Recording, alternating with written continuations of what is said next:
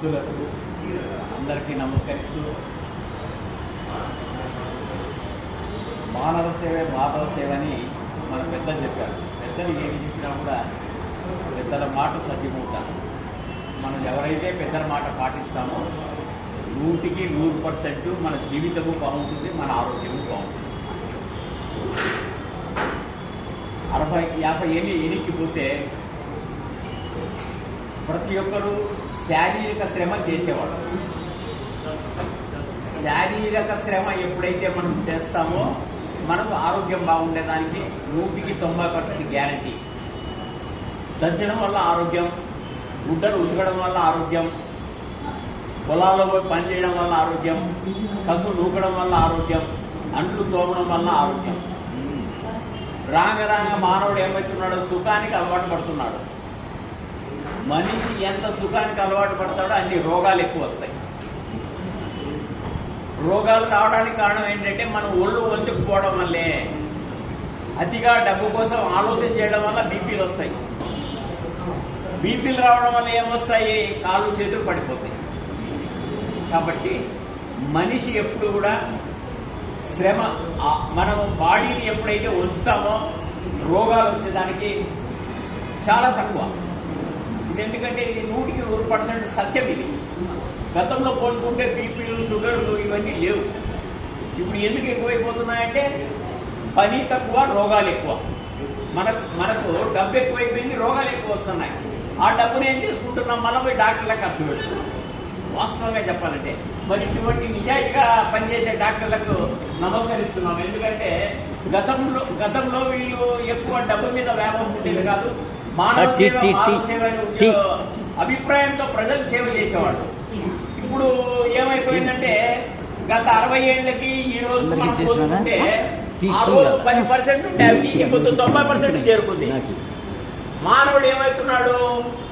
ఏది అవసరం లేదో దాన్ని ఎంట పడుతున్నాడు. ఎంత అవసరమో అంత చూసుకోవడం లేదు. ఇంకా సంపాదించాలా.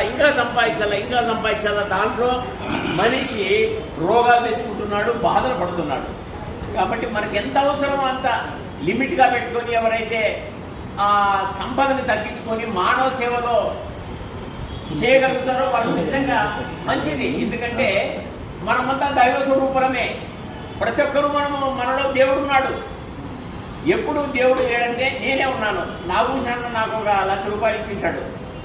అన్న డబ్బు అన్నకి ఇస్తే పర్వాలేదు అంటాడు. అన్నకి డబ్బులు నేను ఎప్పుడు ఎగరగొట్టాను? అప్పుడు వీడు దొంగ నా కొడుకు ఈ శ్రీనివాస్ రెడ్డి గారు నాతో 1 లక్ష తీసుకొని ఎగరగొట్టినాడు.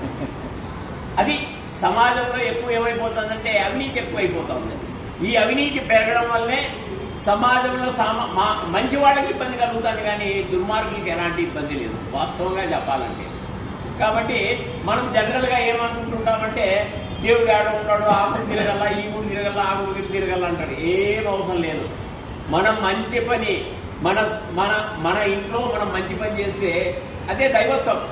ఎందుకంటే ఇప్పుడు ఒక మనిషి ఉన్నాడు, తల్లిదండ్రులు చూసుకోవడం, తన పిల్లలు చూసుకోవడం, భార్య మనసును చూసుకోవడం, అత్యాశకు పోకుండా బ్రతకడం, అదే మనిషికి మంచి పేరు. నువ్వు ఎప్పుడైతే అత్యాశకు పోతావో నీకు ఎవరినైతే నువ్వు మోసం చేస్తావో వాళ్ళంతా నిన్ను రాక్షసుడే అంటారు.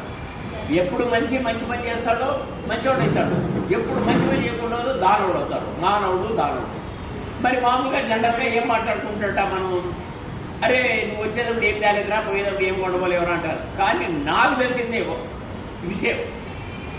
ఒక పిల్లవాడు రైతుగా పుడుతున్నాడు, ఒక ఉపాధ్యాయుడు కొడుకుగా పుడుతున్నాడు, రాజకీయ నాయకుడు కొడుకుగా పుడుతున్నాడు, రౌడీ కొడుకుగా పుడుతున్నాడు.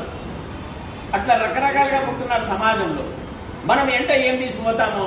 మన ఎంట ఏమి రాదు. నీవు చేసిన మంచి పని ఉంటే నీ ఎంట వస్తుంది. నీ డబ్బు, దశకము, నీ శరీరము, నీ భార్య, పిల్లలు ఎవరు నీ ఎంట రాదు. నీ ఎంట వచ్చేది నువ్వు చేసిన మంచి పని ఉంటే. ఇప్పుడు నాకు విషయం ఎన్నో మంచి పనులు చేస్తాను. దానివల్ల ఏమైపోతుంది? సమాజంలో నిలబడిపోతాడు ఆ మనిషి. సూర్యచంద్రుడు ఉన్నంత వరకు ఏడో ఒక చోట మనిషిని అనుకుంటారు.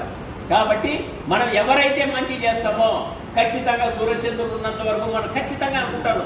ఇప్పుడు అల్లూరు సీతారామరాజు గురించి మాట్లాడుకుంటాం, భగత్ సింగ్ గురించి మాట్లాడుకుంటాం, గాంధీ గారి గురించి మాట్లాడుకుంటాం, సర్దార్ వల్లభాయ్ పటేల్ గురించి మాట్లాడుకుంటాం. ఎందుకంటే వాళ్ళు నిస్వార్థంగా ఈ దేశ సేవ చేసినారు. కాబట్టి సూర్యచంద్రులు ఉన్నంత వరకు వాళ్ళ పేరు వినపడుతుంది. మరి డాక్టర్ గారు అయితే మేడం గారు అయితే వీళ్ళు కూడా నిజాయితీగా పనిచేస్తున్నారు. కానీ ఎక్కడైనా కూడా